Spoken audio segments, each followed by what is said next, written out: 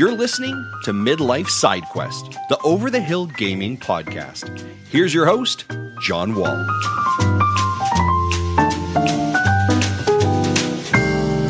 Welcome to Midlife Side Quest, episode 19 for January 26th, 2022.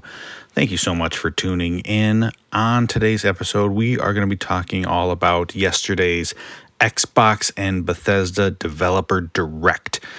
If you haven't yet subscribed to the show, please take a moment to do so. And I would also love to hear your feedback, which you can do by leaving a review wherever you're listening to today's episode. You can also find me on Twitter and Hive at MidlifeSQ. So I love finding new activities to take my kids to. And this past weekend for the Lunar New Year, we headed out to a place that was pretty new. It had just opened a few months ago, called the Asia Mall here in Minnesota, to check out and grab some food. Pretty cool place with the first floor taking up primarily by a big grocery store featuring cool produce, meats, and seafood that you're not really going to find at other grocery stores. And the second floor had various restaurants and eateries.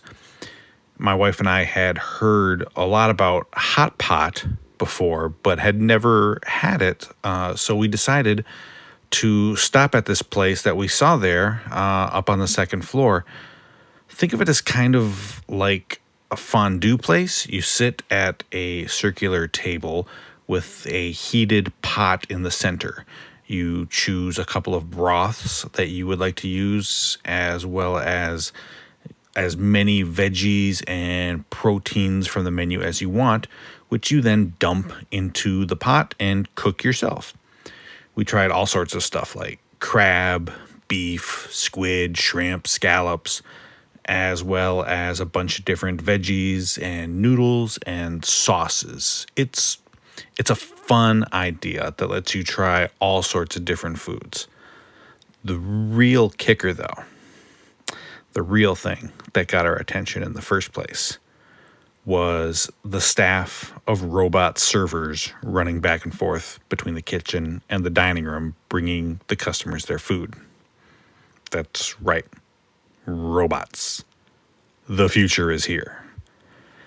After we tell our far inferior human waitress which of the foods we want to try, she types that into her tablet, and within a few minutes, a 5-foot tall robot with cat ears and an LED screen for a face and a painted on tuxedo zips out to your table to deliver your food. With its bizarre childlike voice, the robot wishes you a good meal. You grab your food, and with a smile, it turns around and it zips back into the kitchen. Amazing. Robots. I might not live long enough to see flying cars or a cure for cancer, but I'm really happy that I at least made it that far.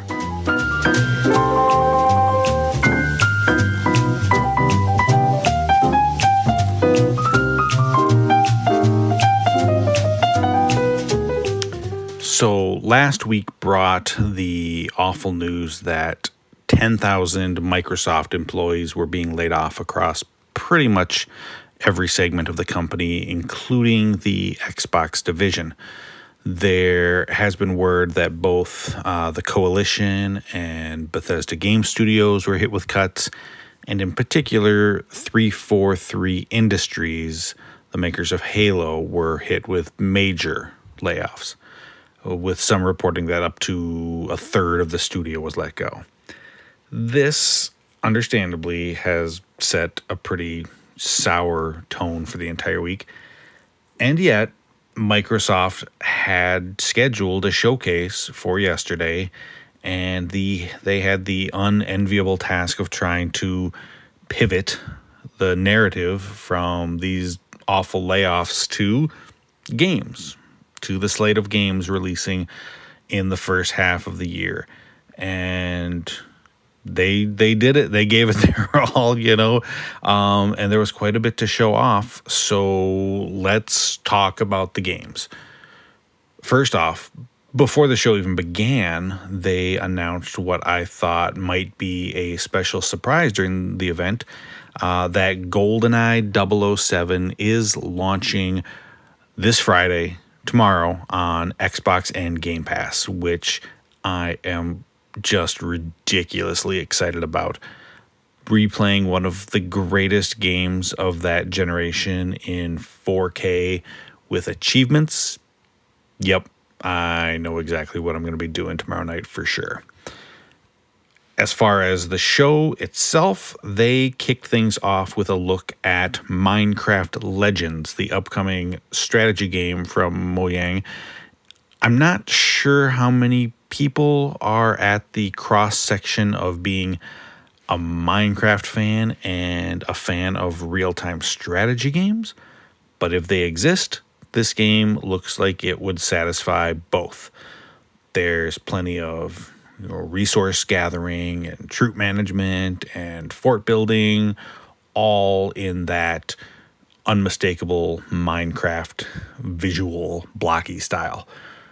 I've been playing quite a bit of Minecraft actually lately, but strategy isn't really my thing. It does look like it's really well made though, so maybe I'll give it a shot when it hits Game Pass on April the 18th. Next up was Forza Motorsport from Turn 10 Studios. This game looks to give gearheads exactly what they want with the first true next-gen racer.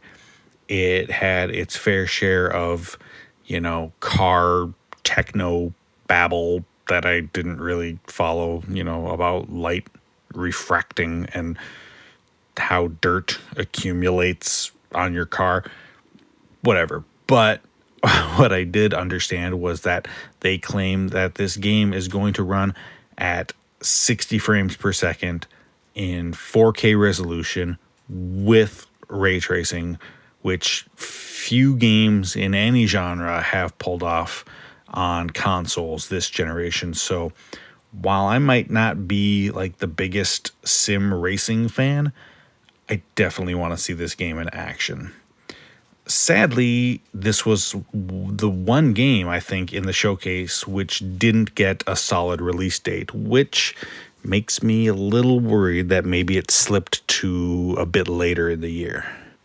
The next game that they showed was probably the highlight of the whole show, not only because it was a complete surprise, nobody knew it was coming, or that it looked completely awesome, but also because they released the game right after the show. The full game, available now. Hi-Fi Rush from Tango Gameworks. Yes, the makers of Evil Within.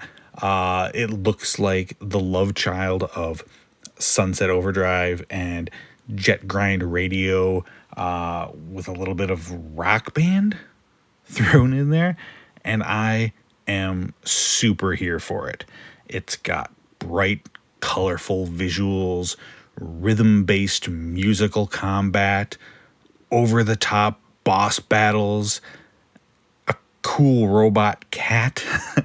This looks like a ton of fun. Now, I haven't yet had a chance to play it.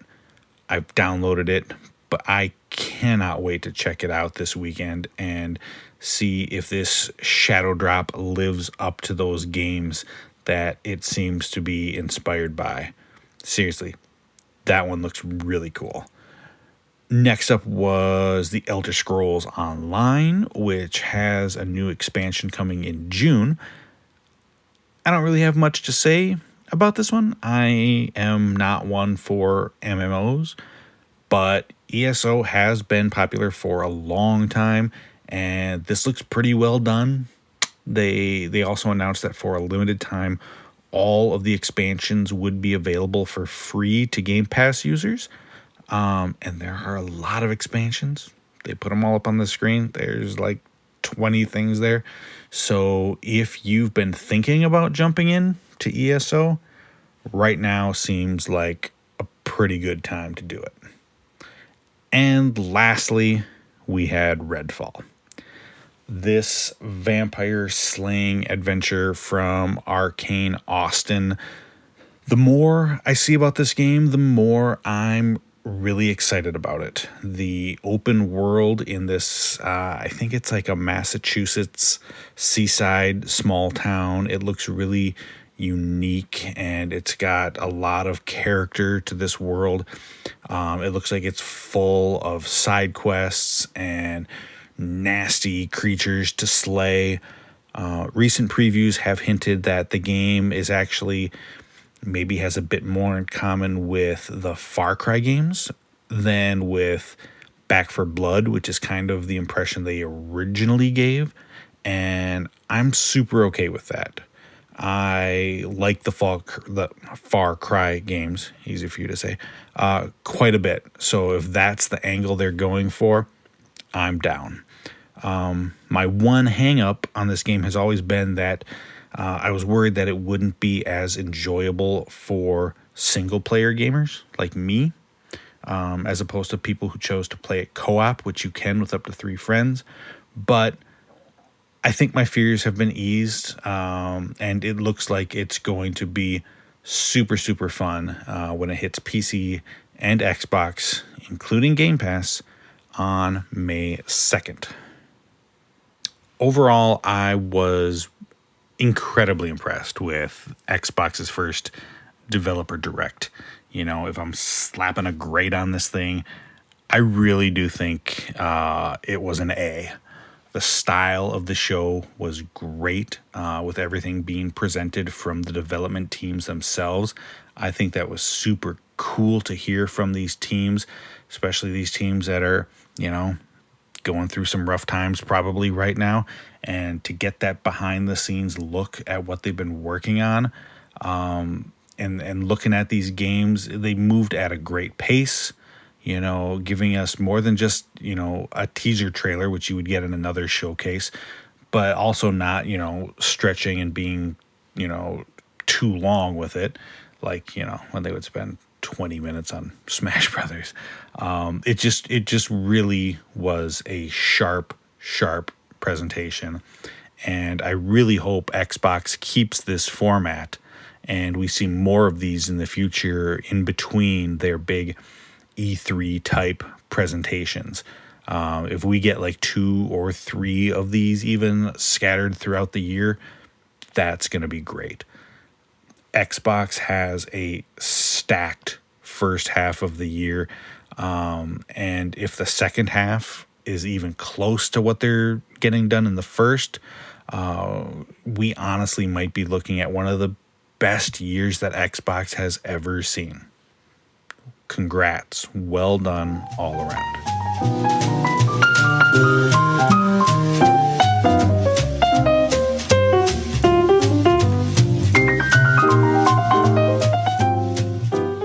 With the release of Forspoken this week came a wide range of critical reviews and the age-old and tiresome conversation about game scores and Metacritic.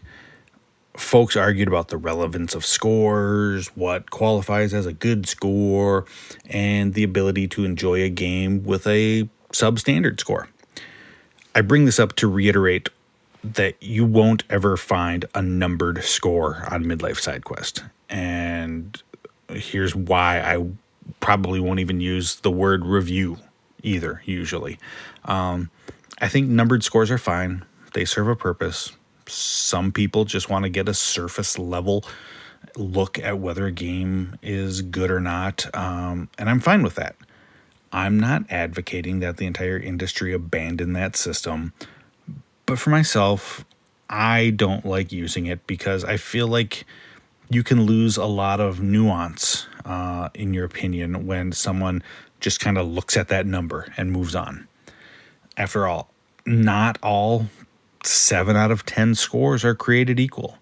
If it's a movie, that may very well be worth a couple hours of your time, whereas a game can take 20 to 40 hours, and that's a much bigger ask. Price also plays a role. My thoughts on the actual quality of the game might not differ, but whether or not, I recommend someone try it out, probably would, depending on price. After playing High on Life on Game Pass, I thought, well, that was, an okay way to spend a couple of hours. Didn't really, click with me that much, so I'm just going to be done with it. Whereas if I spent $60 or $70 on it, I'd probably be a bit more upset about my time with the game. I'd probably have a little bit of a harsher opinion on it. So does that score fluctuate when the game goes on sale? And there are also, quite frankly, some games which, I wouldn't rate super high because I know they're deeply flawed, but I still really enjoyed my time with them. Something like Crackdown 3. I know Crackdown 3 isn't a great game, but I had a lot of fun with it. How do I score that? I think for me, I prefer just to have the conversation about the game, tell you what I think of it, and leave the numbering to others. I guess I'm never going to get on Metacritic. Thank you so much for listening to Midlife Side Quest. You can catch new episodes every Thursday morning wherever you listen to podcasts. And remember, if you enjoyed the show, please subscribe and leave a review and share with your friends. You can also follow the show on Twitter or Hive, where we go by Midlife SQ. Until next time, be well and keep playing.